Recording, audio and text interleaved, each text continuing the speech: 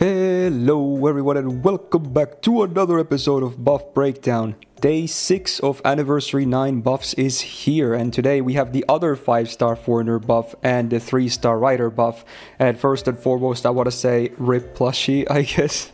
Honestly, Koyan Dark was never in my predictions anyway, but yeah, I mean, sucks for him, I guess. So today, as you can see, we got an MP buff for Hokusai, who was my main prediction, and then a skill buff to Red Hair, who was one of my predictions as well, but I was thinking maybe Medusa a bit more, so fair enough. And I can already tell you, both of these buffs are insane. They are really nuts, just looking at it real fast before starting to record. These are some crazy buffs. Now I don't think there's any more like themes or anything like that going on, at least I can't think of an easy connection between them. Do comment down below if you can think of one, but I'll leave my day 7 prediction still as is at the end, so stay tuned for that. But let's talk about Hokusai's MP buff first, because this is insane. So her MP used to be not great. It's AoE arts on a 5-hitter, and the only thing it did besides damage was having a super effective against human or man attribute enemies rather, scaling from the standard 150 to 200. Now for her defense, it's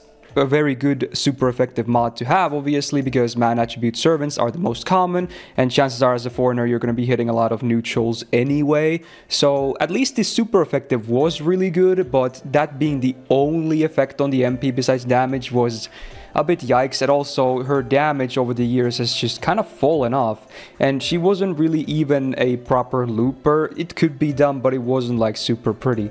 So let's see what they did, because man did they do stuff. So now, first of all, before anything happens, she gets 30% MP gain for one turn for herself. Okay, well that's a big change. Then, also before damage happens, all enemies get a 20% arts res down for 3 turns. With a 500% chance, by the way, so you can't even whiff it unless they're immune. What? That is actually insanity. And then besides that, they did the basic damage upgrade and left the OC power mod, the super effective as is. But what? Okay, first of all, with these two being before damage, her refund should be absolutely ridiculous now. But then, even better, I'm thinking this is even better for bosses, because this is a 3-turn debuff before damage on AoE. Like, what? Excuse me? I had to do a double take when I read this. I can't even believe it's 20% with that. And again, 3 turns? Like, what is happening? This MP buff is absolutely insane. It has to be. I haven't even seen numbers yet, because this is literally right after these buffs came out. But, excuse me? I mean, Hokusai fans are eating so well. This is maybe one of the best damaging MP buffs I have ever seen, I want to say. I like this even way more than the MP buff of Young Moriarty from yesterday, even though that was already pretty solid. Wow. Just absolutely wow. It is just absolutely ridiculous as an MP buff, okay? Now, on the extra part 2 tier list this year, I had her on a flat B, because in my opinion she was just looking worse and worse every year. Yes, they buffed her 3rd skill one time many years ago, which made it way better, but didn't really change her too much. I still thought her main problem was that she just didn't do a whole lot of damage, and her refund wasn't really good enough to justify really, you know, using her easily either. But with this, man oh man, I think everything changes. Seriously. I think this is nuts. I think this is nuts enough that she is now easily at least A+. Maybe even EX tier. Like, holy, with just this one massive MP buff, I think she's gonna be really good now. We'll see. Maybe even EX tier, but I want to see some numbers and some, you know, trial and error and, you know, testing before I actually give the call for top tier in this case. But yeah, this is a huge buff nonetheless. Really crazy. Now let's talk about the Red Hair skill buff, because this is also a very big deal. So let's see what they did. Is a buff to his 2nd skill that used to be very sad. So on a 5-turn cooldown, what it used to do was if you max it, you have an 80% chance to get 600% absorb for him for 1 turn, and an 80% chance to get Invul Pierce for 1 turn. And then, at least guaranteed, you got an evade for himself for 1 turn. Man, I mean, I did like that the 1 turn evade was on a 5 turn cooldown, which is better than usual because the standard is kind of a 6 turn cooldown. So at least that part of the skill was pretty good, but I hated the RNG factor. Granted, the star weight wasn't the biggest deal ever because he's still a rider, so his natural absorb is already as high as it gets. But potentially missing out on that invul pierce was a bit annoying. And yeah, it's also a weird mix of offense and defense, so it wasn't really that great of a skill overall. Still not the worst though I've seen. But let's see, they did a lot of stuff here. The cooldown remains the same, and the guaranteed 1 turn evade remains the same, but then everything else changes. The absorb is still 600%, but it is now 3 turns and guaranteed. Wow, so we go from an RNG 1 turn burst absorb to a guaranteed 3 turn good uptime absorb. Huge difference.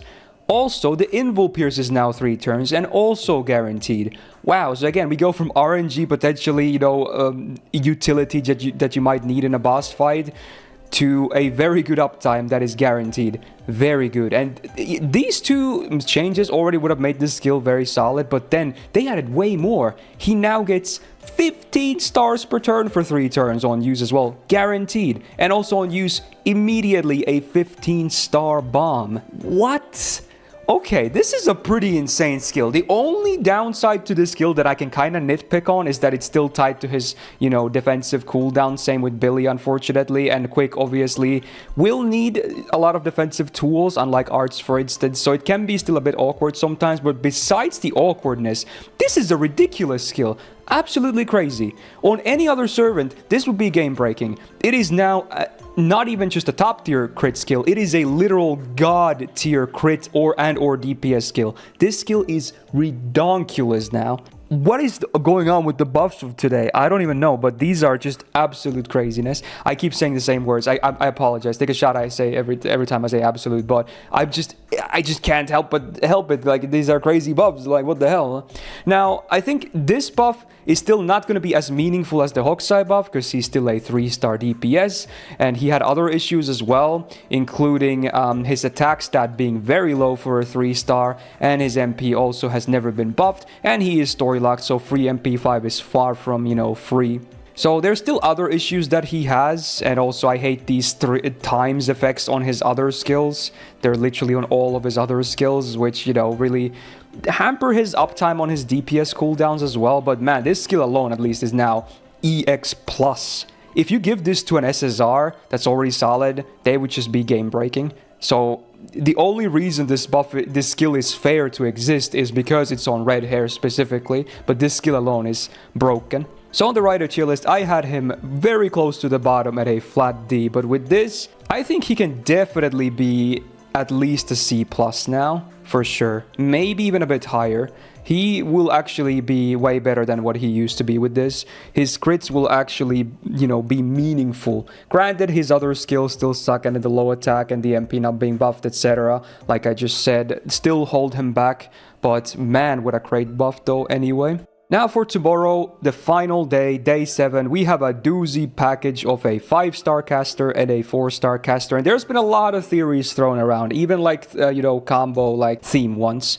A lot of people have been saying like Merlin and Casgil, which I think is absolutely ridiculous. Not only was Casgil buffed not super long ago, and he was an insane buff, I think people on the frickin' App Media, JP players, they really love huffing that Merlin copium. I still think Merlin is top tier.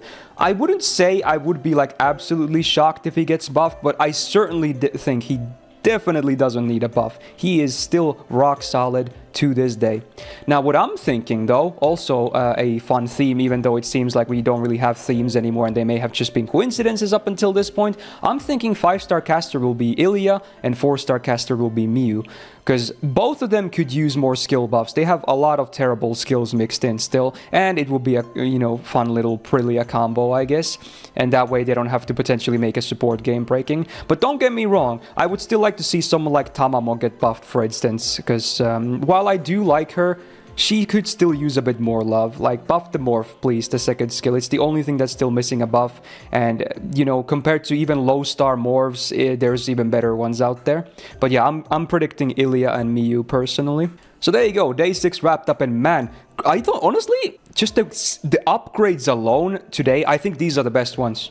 Not saying, like, in the case of red hair, for instance, it's gonna immediately make him broken or anything like that, but the upgrades themselves, I think, have been the most significant ones of this anniversary so far. Absolutely insane buffs. So there you go, this wraps up today's buff breakdown. If you enjoyed the video, do be a solid and press the thumbs up button, really helps out. Also stay tuned, because again, we have that day 7, I'll be here immediately tomorrow checking out them gold casters as my duty as master of caster.